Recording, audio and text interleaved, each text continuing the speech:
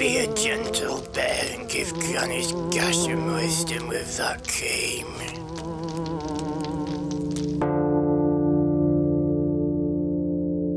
Spoilsbury Toast Boy, another gem from the mind that is David Firth. It's as dark, if not more dark, than Salad Fingers, and definitely has more going on than Dog of Man. Children stripped of their innocence, rape, lobotomies. Although surreal, this world draws some unsettling real-world parallels, such as mental health and its treatment, propaganda, materialism, and political figureheads used as pawns to hide a much darker plan.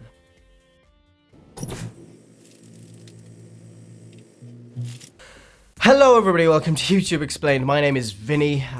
Today is a very tired Vinny, a Vinny that is sick, and a Vinny that is going to stop complaining now because he's making a video every Wednesday, and so far it's going well. He's not going to break that promise. How are you guys doing? I'm glad you're doing good. Spoilsbury Toast Boy is one of David Firth's many cartoons. They're always very dark, very surreal, and they're always ripe with symbolism. They make me so happy. And this means it can be interpreted in many different ways. It can be quite subjective, although I do believe there are some universal themes to be drawn on here. So, Spoilsbury Toast Boy, it's one of David Firth's older cartoons.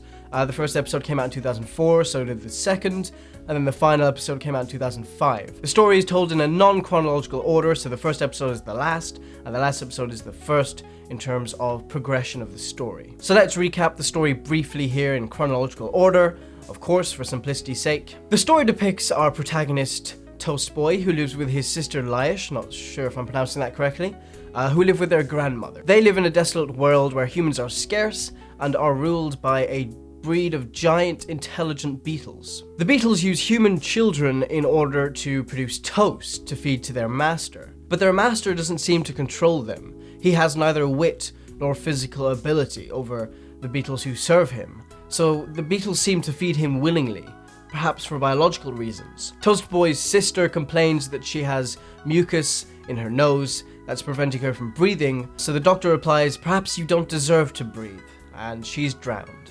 Toast Boy then begins to experience hallucinations that are very difficult to differentiate from reality.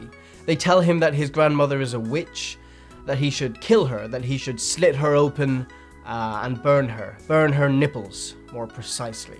Toast Boy's grandmother then sends him out to fetch some speckled huckleberry leaves, and when he returns, he discovers that she's dead. She's been pushed over, burning in the fireplace. A hallucination then emerges from a small bottle and claims responsibility for killing the old woman. As a result, the boy is brought into a strange chamber where he's given an appointment in order to fix his hallucinations. But when he goes to his doctor's appointment, he is killed by the so-called brain-fixing machine. I expect you feel much better after that. These beetles control every aspect of human life. They watch them constantly, they decide when they work, when they sleep. They basically have full control, and as most ruling classes do, they're seemingly cruel to the lower class for no reason, for their own pleasure. And they tell the lower class, they tell the humans that they're helping them, that they know best. The humans are brainwashed and conditioned, literally. Beetles are seen entering Toast Boy's brain through his ear twice. They do this in order to incept ideas and images that are meant to scare him, perhaps out of cruelty, but also to make him more compliant to their demands. The use of the ear as a point of access to the mind in order to control is symbolic of real-world phenomenon like propaganda, for instance. In these videos, brainwashing seems to be a common theme. Seems like it's something we're pretty scared of as humans. And beetles.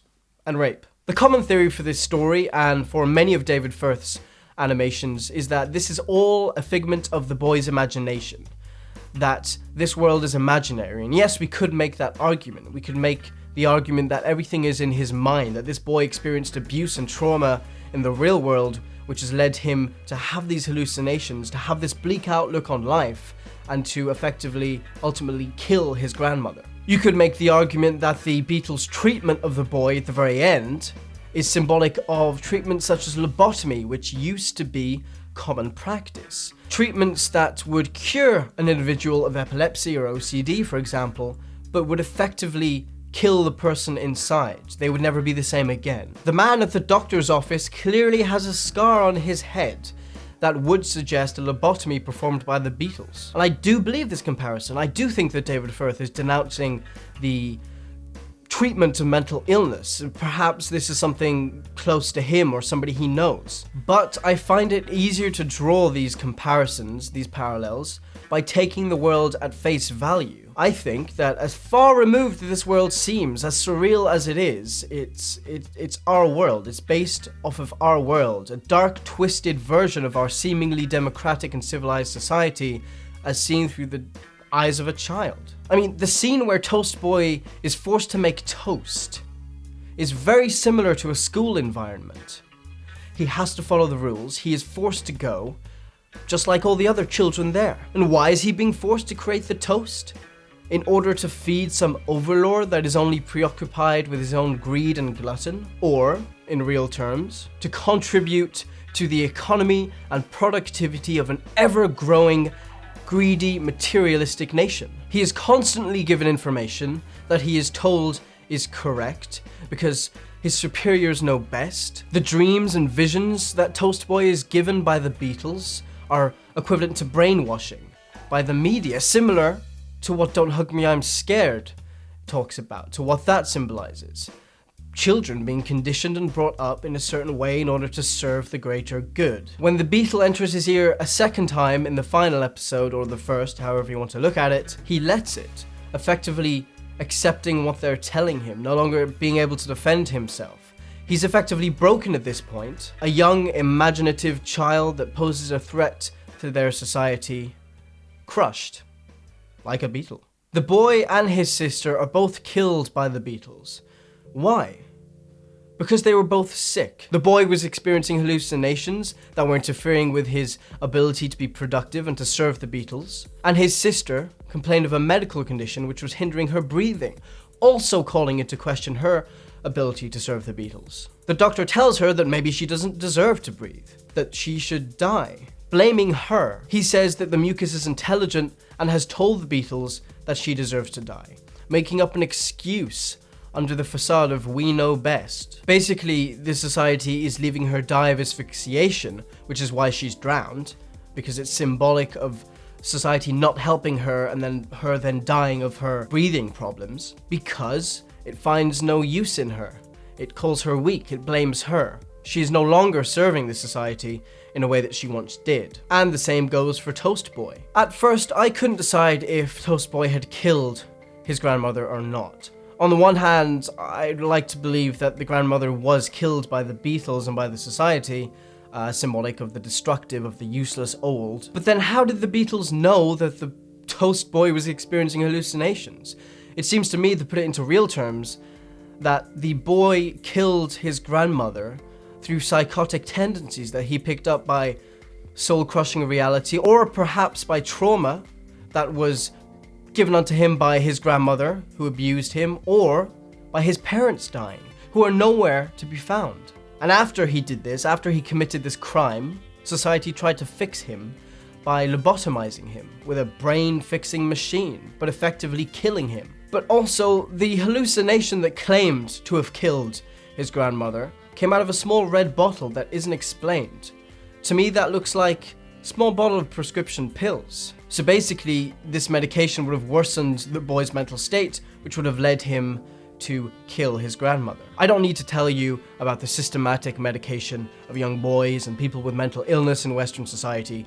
You can just Google that for yourself. The fact that a human dies in every episode tells me that the Beatles have a more sinister plan. The sinister plan was not thought up by the master. He's a figurehead like a queen or a president. He holds no real power.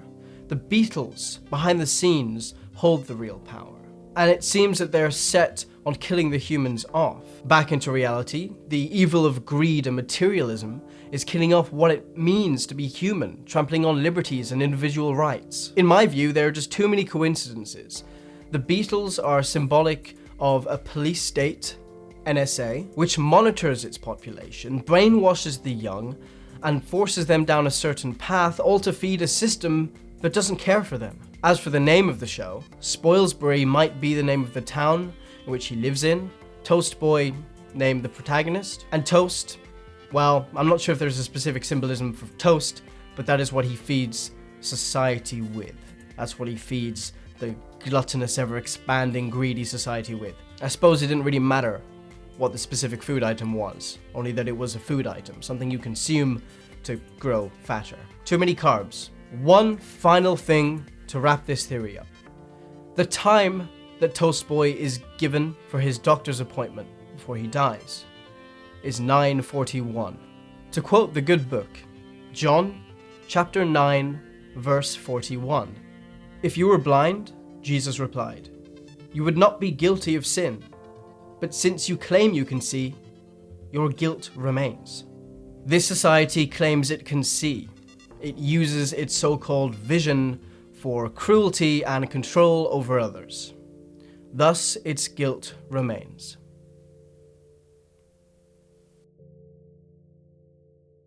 Right, Jack Nicholson and I would just like to thank you for watching this video, guys. Thank you so much. New video every Wednesday now.